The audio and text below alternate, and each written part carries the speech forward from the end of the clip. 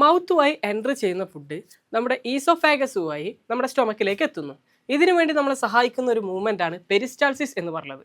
Actually peristalsis movement സ്റ്റൊമക്കിൽ നമ്മുടെ ഫുഡിനെ correct നല്ലപോലെ മെക്കാനിക്കൽ ഡൈജഷൻ ചെയ്യാൻ വേണ്ടി നമ്മളെ സഹായിക്കുന്നുണ്ട്. Now let's try to understand the peristalsis movement of stomach. അപ്പോൾ സ്റ്റൊമക്കിൽ നമ്മൾ നോർമൽ കേസിലാണെന്നുണ്ടെങ്കിൽ റിലാക്സ്ഡ് മസിൽ സ്റ്റേജിലായിരിക്കും നമ്മുടെ സ്റ്റൊമക്ക് ഇരിക്കുക. ഇത് ഇറഗുലർ ആയിട്ട് അല്ലെങ്കിൽ ഇൻവോളണ്ടറി കോൺട്രാക്ഷൻസ് ഒക്കെ ആയിട്ട് നടക്കുമ്പോൾ, ഇറഗുലർ അല്ല ഇൻവോളണ്ടറി ആയിട്ടുള്ള റെഗുലർ കോൺട്രാക്ഷൻ നടക്കുമ്പോൾ നമ്മൾ നല്ല പോലെ നമ്മുടെ സ്റ്റൊമക്കിലുള്ള ഫുഡ് പാർട്ടിക്കിൾസ് നല്ല പോലെ പേസ്റ്റ് ഫോം രൂപത്തിലാക്കാൻ നമ്മളെ സഹായിക്കുന്നു. കണ്ടോ, കോൺട്രാക്റ്റിംഗ് മസിൽസ് ചെയ്യുമ്പോൾ ഒരു പെരിസ്റ്റാൾട്ടിക് മൂവ്മെൻറ്റ്, ഒരു പെരിസ്റ്റാൾട്ടിക് വേവ് അവിടെ സംഭവിക്കുന്നു. ഇങ്ങനെ ഒരു വേവ് പോലെ ഇങ്ങനെ സംഭവിച്ചിട്ട് നമുക്ക് ഫുഡ് പാർട്ടിക്കിൾ നല്ല പോലെ പേസ്റ്റ് രൂപത്തിലാക്കാൻ നമ്മളെ സഹായിക്കുന്നുണ്ട്, ക്രഷ് ചെയ്യാൻ വേണ്ടി സഹായിക്കുന്നുണ്ട്. The strong peristalsis in the stomach converts food into a paste form. ഒരു പേസ്റ്റ് ഫോമിലേക്ക് കൺവേർട്ട് ചെയ്യാൻ വേണ്ടിയിട്ട് എന്ത് സഹായിക്കുന്നുണ്ട്, നമ്മുടെ പെരിസ്റ്റാൾസിസ് മൂവ്മെന്റ് സഹായിക്കുന്നുണ്ട്.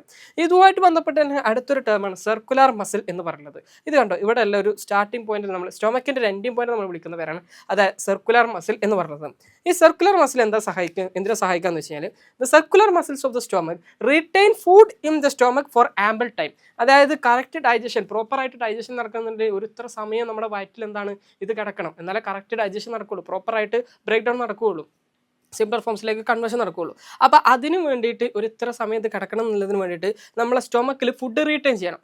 അതിനുവേണ്ടി നമ്മളെ സഹായിക്കുന്ന ഒരു സ്ട്രക്ചറാണ് സർക്കുലർ മസിൽസ് എന്ന് പറയുന്നത്. ഈ സർക്കുലർ മസിൽസ് ഉണ്ടായതുകൊണ്ടാണ് ഫുഡ് ഫെർദർ ഇവിടുന്ന് ഇപ്പുറത്തേക്ക് മൂവ് ചെയ്യാതെ അവിടെ തന്നെ കിടത്തുന്നു.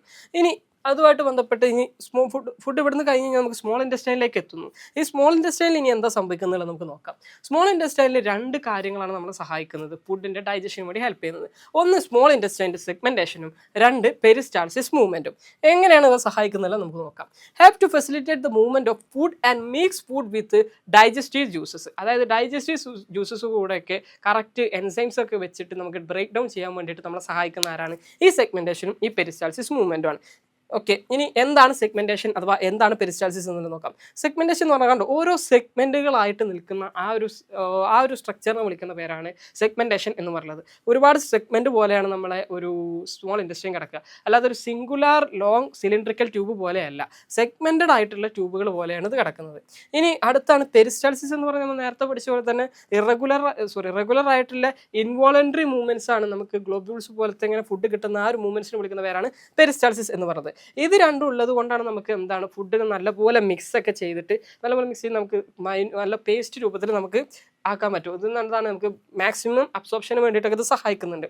ഇനി digestion in human is completely extra cellular. നമ്മുടെ ഹ്യൂമൻസിൽ വെക്കുന്ന ഏതൊരു ന്യൂട്രിയൻസ് ഫോമിലായിക്കോട്ടെ, ഏത് ഫുഡ് പാർട്ടികളാണെന്നുണ്ടെങ്കിലും നമ്മുടെ ബോഡിയുടെ എക്സ്ട്രാ സെല്ലുലാർ ഡൈജഷനാണ് നടക്കുന്നത്. അതായത് മാക്സിമം ബ്രേക്ക് ഡൗൺ ചെയ്തതിന് ശേഷം സെല്ലിൻ്റെ ഉള്ളിൽ വെച്ചിട്ടല്ല മാക്സിമം ബ്രേക്ക് ഡൗൺ നടക്കുക, സെല്ലിൻ്റെ പുറത്ത് വെച്ചിട്ടാണ് ഇത് മാക്സിമം ബ്രേക്ക് ഡൗൺ നടക്കുന്നത്.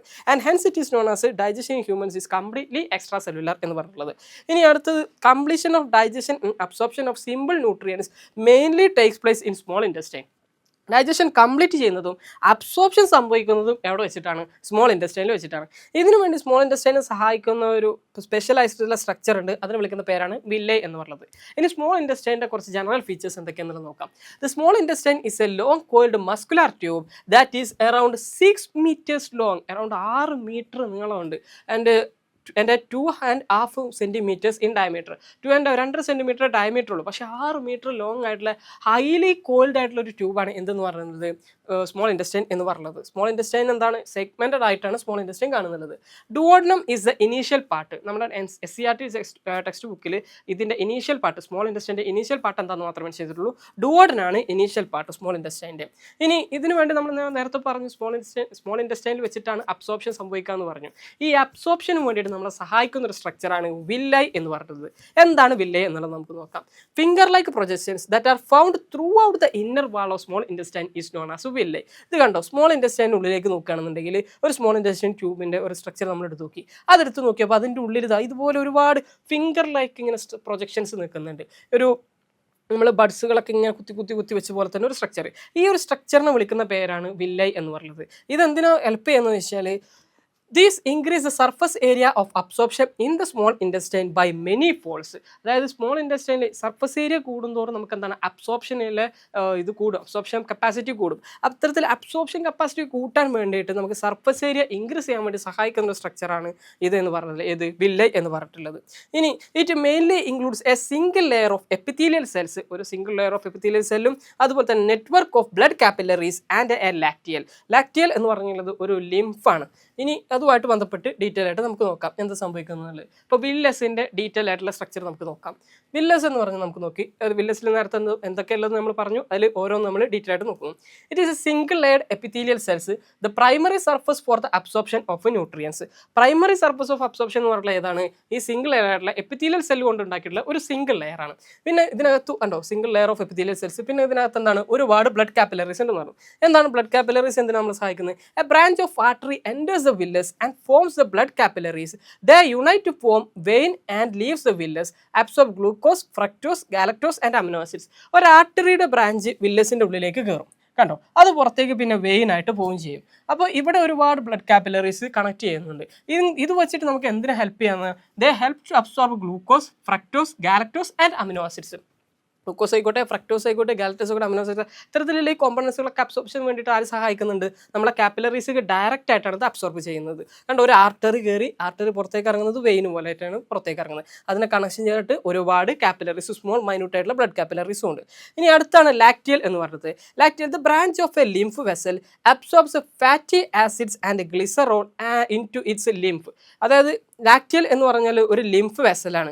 It absorbs fatty acid and glycerol into its lymph. അതായത് ലിംഫിലേക്ക്, ഇത് കണ്ടോ, ലാക്റ്റിയൽ എന്ന് പറഞ്ഞൊരു ലിംഫ് ഇവിടെ പോകുന്നുണ്ട്. ആ ലിംഫിലേക്ക് കണ്ടോ ഡയറക്റ്റ് ആയിട്ടുള്ളൊരു ലിംഫ്, ഒരു മെയിൻ ലിംഫ് ഇവിടെ ഉണ്ട്. ഈ ലിംഫിലേക്ക് എന്താ ചെയ്യുന്നത് വെച്ചാൽ ഫാറ്റി ആസിഡും ഗ്ലിസറോളും, ഹൈ കണ്ടന്റ് ആയിട്ടുള്ള ഫാറ്റി ആസിഡും ഗ്ലിസറോളിൻ്റെയും അബ്സോർപ്ഷൻ ഡയറക്റ്റ് ആ ലിംഫിലേക്ക് അബ്സോർപ്ഷനാണ് സംഭവിക്കുന്നത്. ഇനി നമ്മൾ പറഞ്ഞു ഒരു സിംഗിൾ ലെയർഡ് എപ്പിത്തീലിയൽ സെൽസ് ഉണ്ട്, അതാണ് മെയിൻ അബ്സോർപ്ഷൻ ഏരിയ എന്ന് പറഞ്ഞത്. ഇവിടുന്ന് അബ്സോർപ്ഷൻ ചെയ്തതിന് ശേഷം നേരെ അതെന്താ ബ്ലഡ് കാപ്പിലറീസിൽ എത്തുന്നു. അത് ബ്ലഡ് കാപ്പിലറീസ് കൂടാതെ ലാക്റ്റിയലിലേക്കും ഇത് അബ്സോർപ്ഷൻ നടക്കുന്നു. Nutrients are absorbed into the blood and lymph of the villus. അപ്പോൾ നമ്മൾ കഴിക്കുന്ന ന്യൂട്രിയൻസ് നമ്മൾ മാക്സിമം ബ്രേക്ക് ഡൗൺ ചെയ്തതിന് ശേഷം ന്യൂട്രിയൻസ് ഒക്കെ നമ്മൾ ഏതിലേക്കാണ് അബ്സോർപ്ഷൻ നടത്തുന്നത്? ഒന്നില്ലെങ്കിൽ നമ്മളെ ബ്ലഡ് കാപ്പിലറീസ് പോയി നമ്മളെ ബ്ലഡിലേക്കോ, അല്ലെങ്കിൽ നമ്മളെ ലാക്റ്റിയൽ എന്ന് പറഞ്ഞിട്ടുള്ള ലിംഫ് വെസലുമായി ലിംഫിലേക്കാണ് ഇത് എത്തിച്ചേർന്നിട്ടുള്ളത്.